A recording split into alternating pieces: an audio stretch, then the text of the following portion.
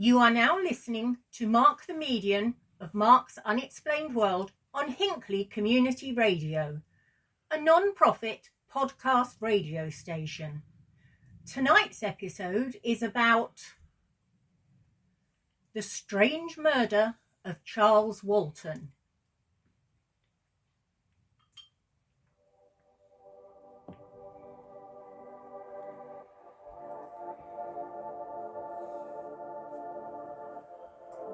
"74-year-old Charles Walton was an Englishman who was unfortunately found murdered on the evening of the 14th of February 1945, yes, Valentine's Day, at the Firs Farm on the slopes of Meon Hill, Lower Quinton in Warwickshire, England.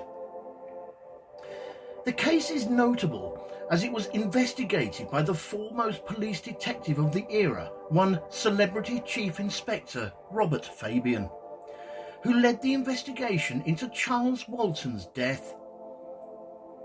The chief suspect for the murder was the manager of the Firs Farm, a Mr. Alfred John Potter, for whom Charles Walton had been working for on the day of his death. However, there was insufficient evidence to convict Alfred Potter at the time, and the case is now currently the oldest unsolved murder in the Warwickshire Constabulary records. The case has earned some notoriety in popular culture due to its supposed connections with the local belief in witchcraft. Greetings, Unexplainers. Thank you for tuning in once again and listening to the unsolved side of life in Mark's Unexplained World. My name is Mark Hughes. I'm a psychic medium, an eclectic Wicca, and a coffee addict. Today, I'm going to tell you the unsolved mystery about the strange murder of Charles Walton. And this week's necessary disclaimer: this story is a tale that sadly involves details of a pretty gruesome murder, so may prove upsetting to some. You listen entirely at your own discretion. Also, all opinions and comments are strictly my own, but the facts of the case still remain true. I also apologise if I pronounce anything incorrectly. My English, although it is my first and only language, doesn't make me a murderer. Anyway, let's get back to the murder. And just to give you fair warning, it's a little bit of a bumpy ride, this one, so pay attention. Charles Walton was born on the 12th of May in 1870 to Charles and Emma Walton. As an agricultural worker, he had lived in Lower Quinton in the Stratford-on-Avon district of Warwickshire in England for all his life. Charles Walton was a widower who shared a small cottage in Lower Quinton with his 33-year-old niece, Edith Isabel Walton, whom he had adopted 30 years previously upon the death of her mother. Edith Walton had lived with Charles Walton since she was 3 years old, although her father was still alive and lived on Henley Street in Stratford-on-Avon. Charles Walton and his wife, Marjorie Walton, who had died on the 9th of December 1927, had occupied the cottage since World War I. Walton would give Edith, his niece, £1 per week for housekeeping, but also paid 3 shillings per week on rent for the cottage, as well as buying all their coal and groceries. In addition to his casual earnings, Walton also received 10 shillings a week old age pension. Charles Walton was often described as a bit of a loner who had earned himself a good reputation as a horse trainer. It is said that he wasn't much on socialising with his neighbours and mainly kept himself to himself, and although he wasn't the most popular person in the village, he wasn't necessarily disliked. Charles Walton suffered from rheumatism in his joints, so he was often seen walking with a stick, but he was never work shy and often sought casual farm work wherever he could find it, and for the previous 9 months had been working for a local farm called the Firs that was owned by farmer Alfred Potter.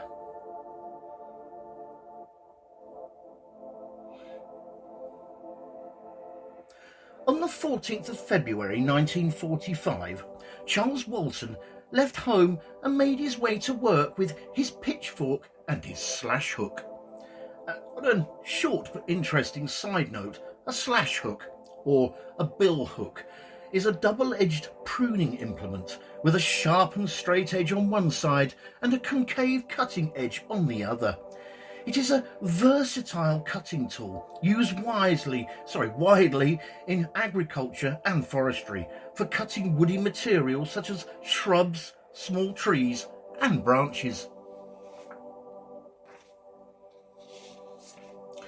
On this particular day, he was slashing hedges at the Firs farm in a field known as Hillground on the slopes of Meon Hill. Witnesses remember having seen him pass through the churchyard between 9 and 9:30 a.m. Also on that day, Edith Walton was working at a printer's assembler at the Royal Society of Arts, which had been relocated to Lower Quinton for the duration of the war. Charles Walton was expected to be home by 4 p.m. His niece, Edith Walton, returned home around 6 p.m. and found that her uncle had not returned home to the cottage. But due to his solitary nature and regular habits, she figured that he might have just popped into a local pub or stopped somewhere to visit a friend. As time went by, Edith started to feel a little concerned about her uncle's whereabouts, so she decided to pop round to see her neighbour, Harry Beasley, an agricultural worker who lived in Lower Quinton. Harry Beasley could reveal no clue as to Charles Walton's whereabouts, so the pair of them made their way to the Firs farm to alert the farm owner, Alfred Potter, and see if he could shed some light on Charles Walton's disappearance. Alfred Potter claimed to have last seen Charles earlier in the day, slashing the hedges on hill ground on the slopes of Meon Hill. So the three of them, Edith Walton, Harry Beasley and Alfred Potter, set out in the direction of the spot where Charles Walton was last seen. Eventually, the trio found his body near a hedgerow.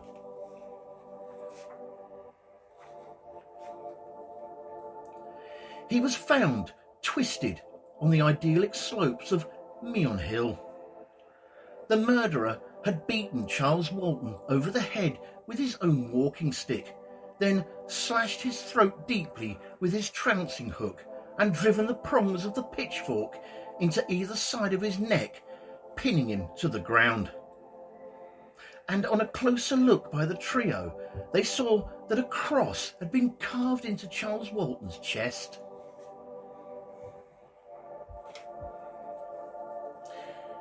Edith Walton was quite naturally overcome with grief and began to scream loudly.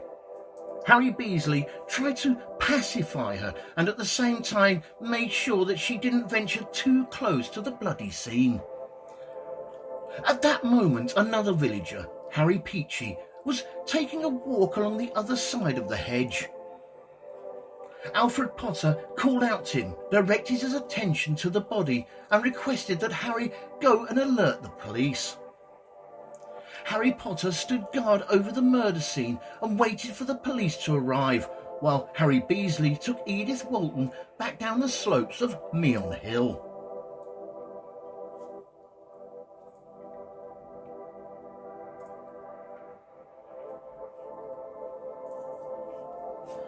The first policeman to arrive on the scene was PC Michael James Lamasney, who arrived at 7:05 p.m. members of the Stratford-upon-Avon CID arrived later in the evening while Professor James M. Webster of the West Midlands Forensic Laboratory arrived at 11:30 p.m. The body was finally removed from the scene at 1:30 a.m.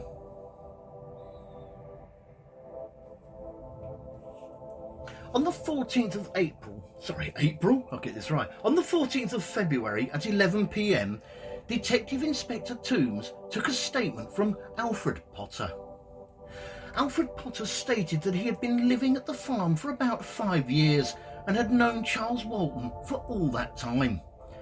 He had employed Charles Walton as a casual labourer for the last 9 months and said that Walton had worked for him when the weather permitted. Walton had been working on the hedging for the last few months, and that hill ground was the final field that needed attention. Alfred Potter also stated that he had been in the College Arms pub with the farmer of the Whitecross farm, Joseph Stanley, until noon that day. He had then gone straight across to a small field adjoining Hillground and saw Charles Walton working on the hedging about 500 to 600 yards away. He said he noticed that Charles Walton had about 6 to 10 yards of hedging left to cut, and that when he found his body later that day, about 4 additional yards of hedge had been cut, which would have been about half an hour's work. Alfred Potter stated that he knew that Charles Walton had a habit to stop for lunch at around 11 a.m. and that he would then continue working up until at least 4 p.m. He described Charles Walton, and I quote, as an offensive type of man, but one who would speak his mind if necessary. After a short break, we'll look at further details of the investigation, some of the suspects, and some of the claims of witchcraft that surrounded the murder.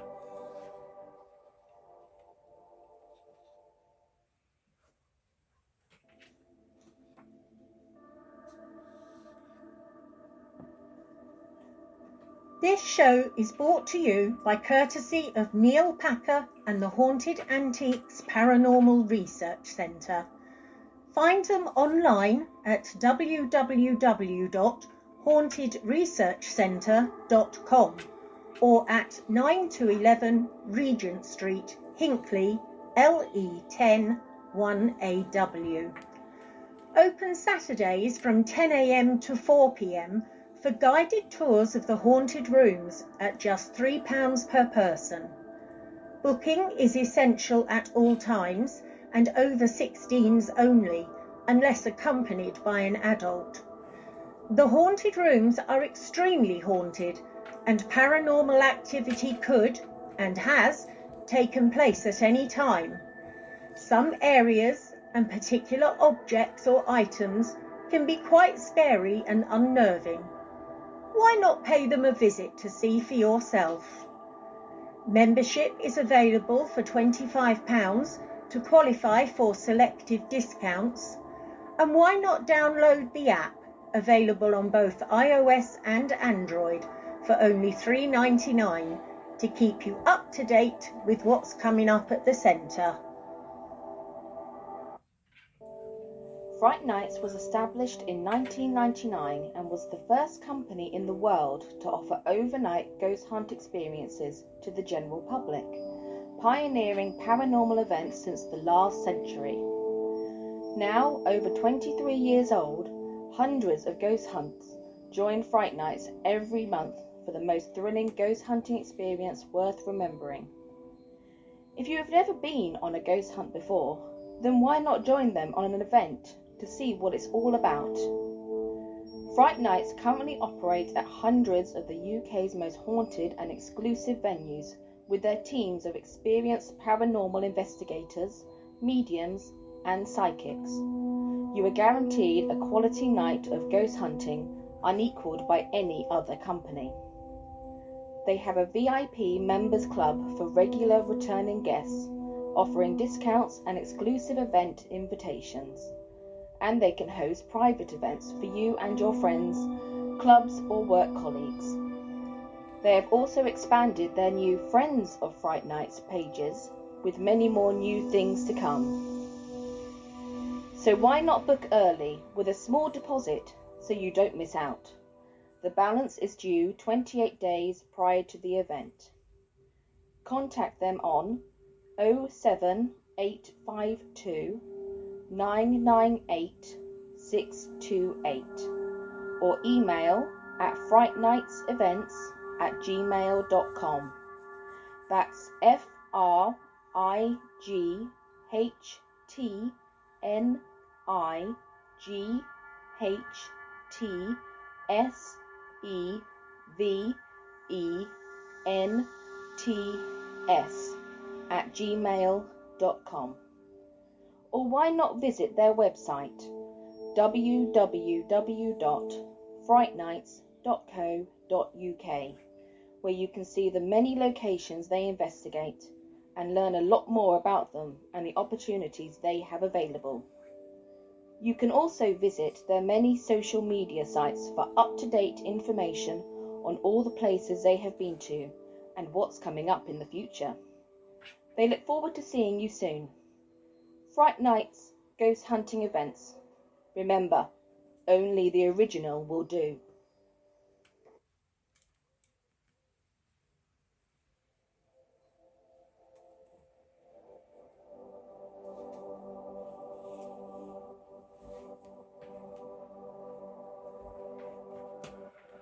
On the 16th of February 1945, Chief Inspector Robert Fabian and his partner, Detective Sergeant Albert Webb, arrived from Scotland Yard to assist with the investigation into Charles Walton's murder. Later that day, Detective Sergeant Saunders of Special Branch, who was a fluent Italian speaker, also arrived. On an interesting side note, Chief Inspector Robert Fabian was an English police officer who rose to the rank of Detective Superintendent in the Metropolitan Police. Fabian joined the police in 1921. One biographical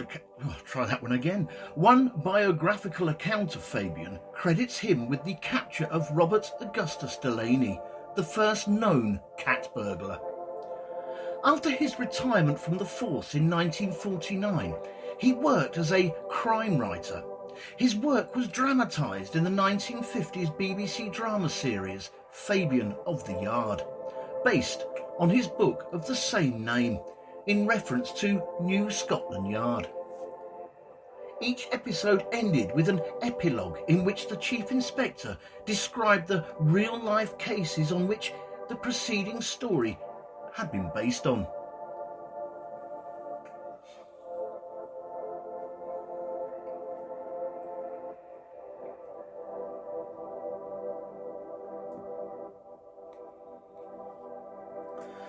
Alfred Potter quickly fell under suspicion.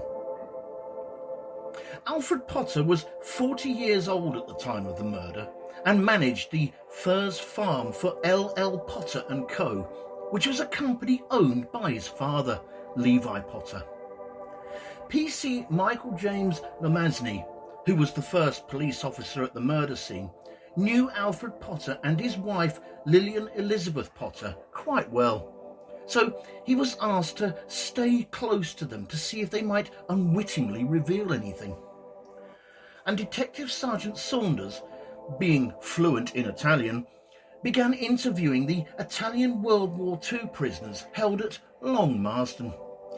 And on yet another interesting side note, Long Marston Airfield was a Royal Air Force base between 1941 and 1954, situated approximately 3 miles southwest of Stratford-upon-Avon, near the village of Long Marston in Warwickshire.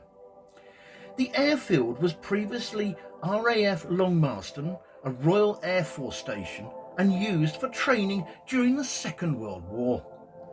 The station closed during 1954. Prisoners at Long Marston were apparently able to roam the area freely, and although there was a schedule for work days and free days, no record was ever kept of their actual movements. On the afternoon of the day of the murder, some prisoners had gone into Stratford to see a play while others had gone to the cinema. However, it does appear that on the face of it, none of the Italian prisoners were ever seriously considered to have killed Charles Walton. On Charles Walton's post-mortem, Professor James M. Webster found that Walton's trachea, or windpipe, had been cut, and that he had severe bruising to his chest with several broken ribs. Charles Walton also had defensive wounds, a cut on his left hand and bruises on the back of his right hand and forearm. The professor concluded that Walton's wounds had been caused by two weapons, consisting of a stabbing weapon and a cutting weapon, which was presumably the pitchfork and the slash hook. Charles Walton had also been hit over the head with his own walking stick, which was found 3.5 yards from his body with blood and hair stuck to it. Professor Webster also determined that Walton died between the hours of 1 and 2 p.m. Finally, he concluded that Charles Walton's shirt had been opened, his trousers had been unfastened at the top, and his fly unbuttoned. Strangely enough, Professor James Webster's post-mortem report makes no specific mention of the cross that was supposedly carved into Walton's chest. That was then That was then mentioned in later accounts. On the 17th of February, 3 days after the murder, Alfred Potter was interviewed for a second time. But on this occasion, he was interviewed by Chief Inspector Robert Fabian's partner, Detective Sergeant Albert Webb. Alfred Potter stated that on the day of the murder, he had left the College Arms pub and gone across to a field known as Caxleys to mind some sheep and to feed some calves. When he reached the Caxleys field, it was 12:20 p.m, and that's when he saw Charles Walton working in his shirt sleeves. He said he was sure of this because it was the first time he had seen him working so hard, and he remembers saying to himself, and I quote, "He's getting on with it today." Alfred Potter added that he would have gone over to see Charles Walton were it not for the fact that he had a young heifer who had fallen into a ditch nearby that needed his attention. So he went straight home, arriving there at 12:40 p.m, and then went to attend to the young heifer. On the 20th of February, 6 days after the murder, PC Michael James Lemaisny, who was the first police officer at the murder scene, was at Furze Farm and mentioned to Alfred Potter that the police were still hoping to take fingerprints from both of the murder weapons that were used. At this, Alfred Potter said that he had touched the handle of the slash hook and even possibly the pitchfork when he first came across the body, although he claimed he had already mentioned this to the police. Potter also claimed that he had handled the weapons in response to a comment from Harry Beasley that said, and I quote, You better have a look, make sure he's gone," which presumably at the time meant make sure Charles Walton was in fact dead. Alfred Potter's wife, Lillian Potter, had displayed considerable annoyance at this revelation, stating that the police were bound to suspect him if his prints were on the murder weapons. However, Alfred Potter informed PC Lemaisny that the murderer was, and I quote, "the work of a fascist from the camp," meaning the aforementioned Italian World War II camp Long Marston, where the prisoners were held. A short time later, a soldier came to the door at Furze Farm and asked to speak to Alfred Potter. PC Lemesney recorded that when Potter came in for questioning, he said, and I quote, "That soldier has just told me that the military police at the camp have caught an Italian coming out with a suit of clothes and detained him and sent for civil police who came dashing out. They've taken him away with them." At this, PC Lemesney said, and I quote, "Potter, affected great glee with his wife, became almost hysterical with delight."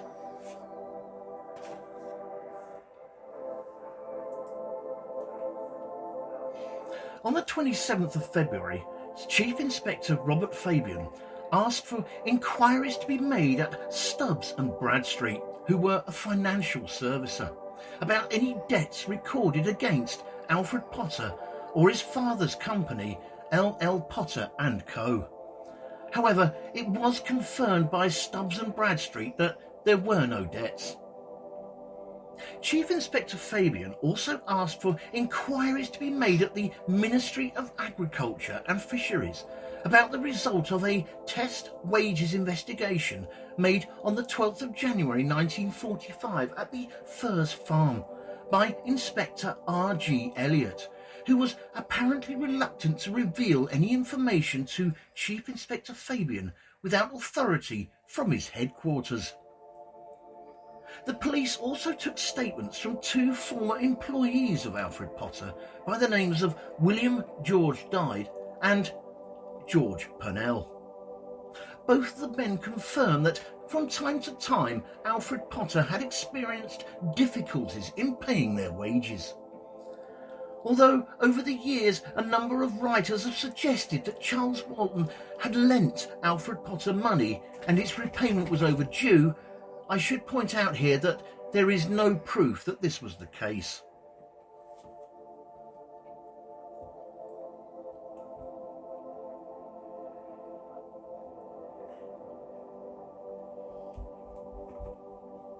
At the time, Robert Fabian concluded that Alfred Potter was the most likely murderer of Charles Walton.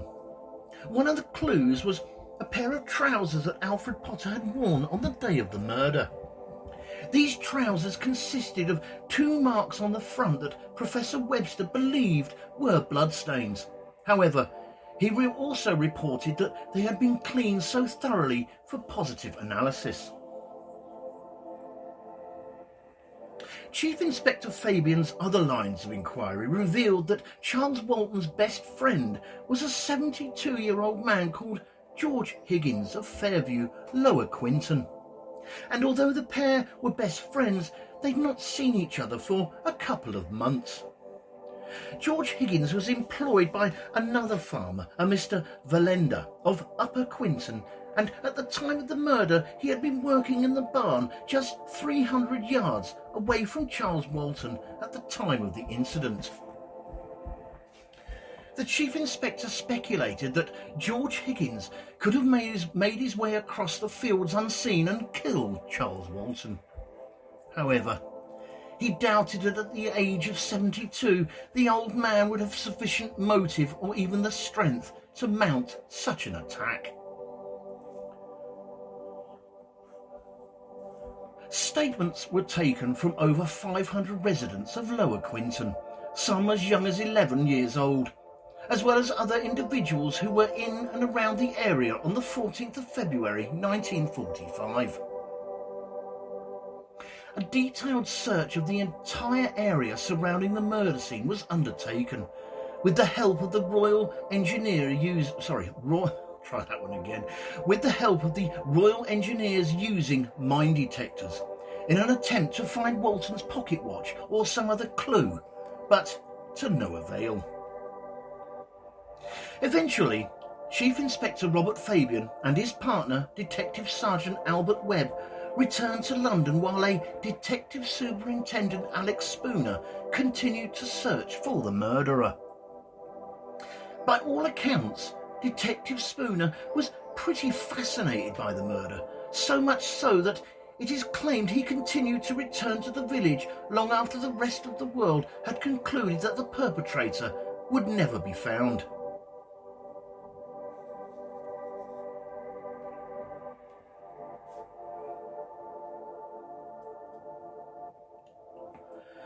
There are two reports that Chief Inspector Robert Fabian wrote on the Charles Walton murder case in 1945, and which are preserved in the police files.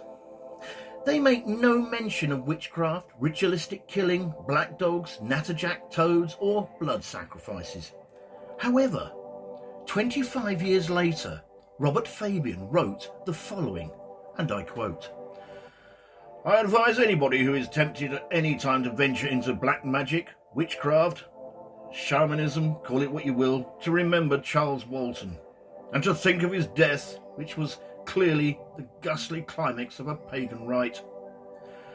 There is no stronger argument for keeping as far away as possible from the villains with their swords, incense and mumbo-jumbo. It is prudence on which your future, peace of mind and even your life could depend." It has been claimed that Robert Fabian was acquainted with two pieces of local history. The first related to the murder of Anne Tennant on the grounds that she was a witch. Anne Tennant was a resident of Long Compton, 15 miles from Lower Quinton, and was murdered at the age of 80. On the 15th of September 1875, at about 8 o'clock in the evening, Anne Tennant left her house to buy a loaf of bread. On her way back, she met some farm workers returning home from harvesting in the fields. In one of the groups was a local man named James Haywood, who had known Anne Tennant's family for many years. James Haywood was a simple-minded individual who was seen as something akin to a village idiot. It is known that he had also been drinking a lot of cider throughout that day, and without warning attacked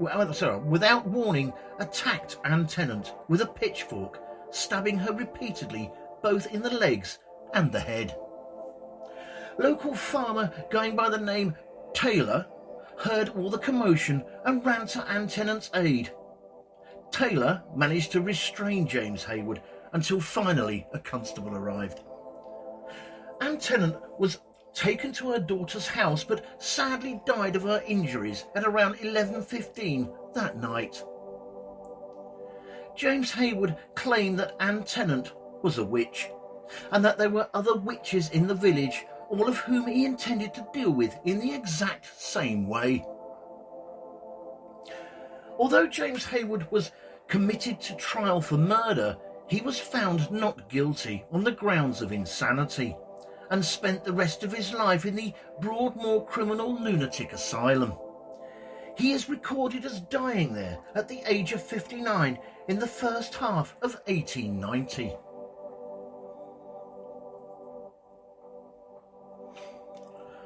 On the 13th of February 1954, on the eve of the 9th anniversary of Charles Walton's murder, the Daily Mirror revisited the killing of Anne Tennant and its alleged similarity between that event and Charles Walton's murder.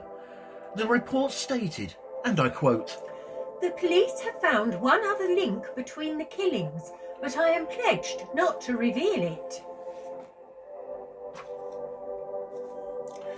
Detective Superintendent Alex Spooner, who was head of Warwickshire CID at the time, is said to have drawn Robert Fabian's attention to a 1929 book entitled Folklore, Old Customs and Superstitions in Shakespeareland, written by the Reverend James Harvey Bloom, who was the rector of Whitchurch, Warwickshire, and also the father of British novelist, biographer and journalist Ursula Bloom. This book included the story of how in 1885 a young ploughboy named Charles Walton had met a phantom black dog on his way home from work on several nights in continuous succession. On the last occasion, the phantom dog had been accompanied by a headless woman. That night, the young ploughboy, Charles Walton, had heard that his sister had died. Now, obviously, this makes for an interesting story, But during my research, I found no evidence that the Charles Walton mentioned in Reverend James Harvey Bloom's book was one and the same as the murdered Charles Walton in real life. The latter had 3 older sisters and 2 younger brothers.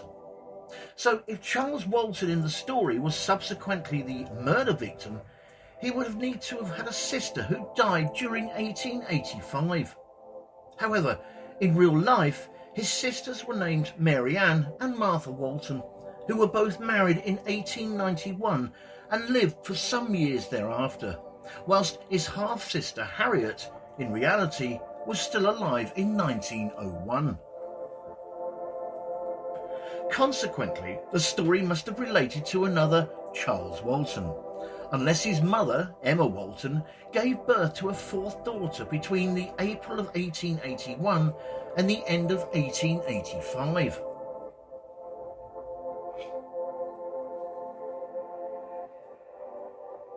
The police took numerous statements from individuals, and while Robert Fabian was always more than happy in later years to suggest that he'd met a wall of silence, the most he would say in 1945 was that, and I quote, "The natives of Upper and Lower Quinton and the surrounding district are a secretive disposition, and they do not take easily to strangers."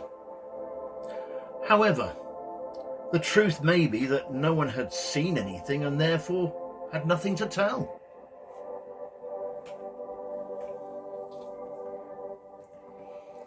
In August of 1960, the outhouses behind the cottage rented by Charles Walton were being demolished. One workman spotted something glinting and shining and discovered an old tin pocket watch. It was later identified as Charles Walton's. As a rule, Charles Walton never let his watch out of his possession. Inside the watch there was a piece of coloured glass. Villagers reckoned that the glass found was witch glass that was used to absorb or deflect evil thoughts aimed at its owner. Police revealed that during the early days of the investigation, they searched the same place and found nothing there.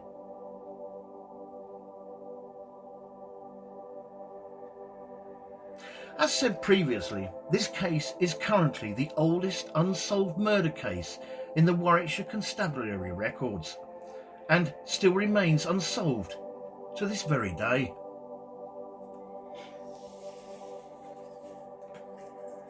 Thank you all for taking the time out to listen to this episode of Mark's Unexplained World. Our next episode, show 59, we are going to be looking at the Carl Higdon alien encounter. It's yet another harsh winter in Wyoming. During October of 1974, 41-year-old Carl Higdon prepared to venture out into the woodlands and wilderness in an attempt to hunt down a large chunk of his family's meat supply to stock up for the next few months. He had done this several times already, in preparation for the cold winter months ahead, in order to feed himself, his wife, and their 4 children. But just to top up the meat supply, he ventured out again. However, on this particular hunting mission, things would take a bizarre and otherworldly turn. This show was written and researched by myself, Mark Hughes, and proofread and edited by Linda Hughes. The actors in this episode were Mark Hughes, Linda Hughes and Denise Pooler. With special thanks to Neil Packer and the staff at the Haunted Antiques Paranormal Research Centre in Hinckley. And a big thanks to everyone for listening. Mark's Unexplained World, because more to the paranormal than meets the third eye. And remember guys, keep it real, because being real is better than being perfect. This show and all its contents are covered by basic copyright of Mark the Medium.